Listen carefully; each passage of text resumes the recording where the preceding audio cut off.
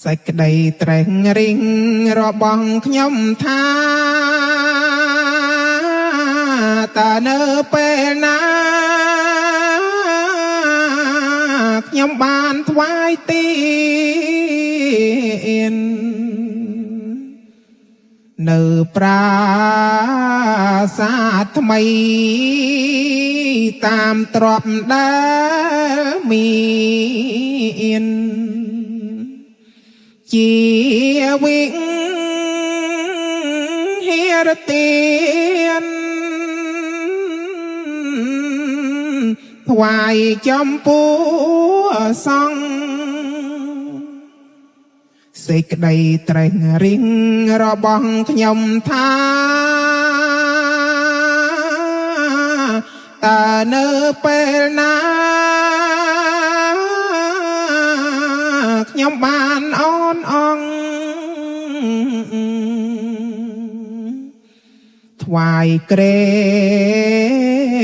ពួកខ្នើយដោយចិត្តផ្ចិតផ្ចង់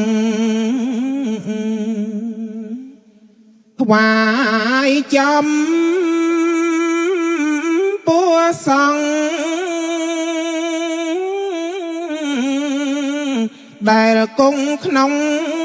វត្តសេចក្តីត្រេះរិងរបស់ខ្ញុំថាតើនៅពេលណា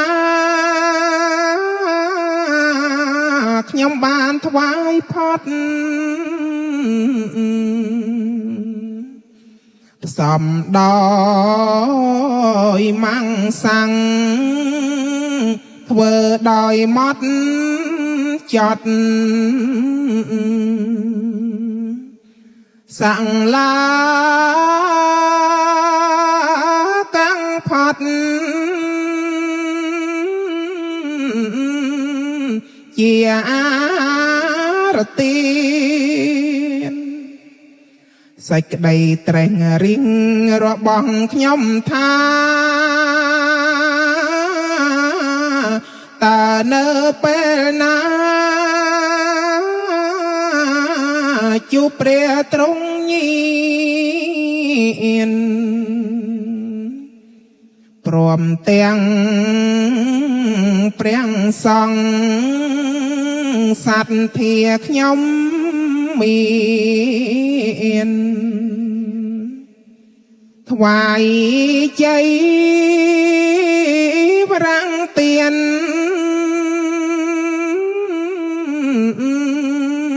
សម្ពត់សាច់ល្អសេចក្តីត្រេះរិងរបស់ខ្ញុំថា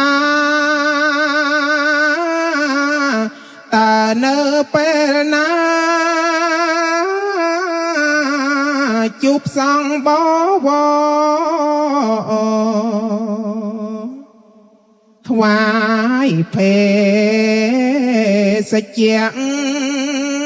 ទឹកឃ្មុំប្រេងស្ករ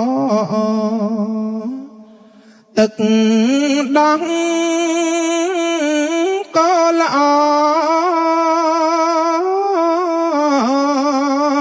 នឹងទឹកអំពៅ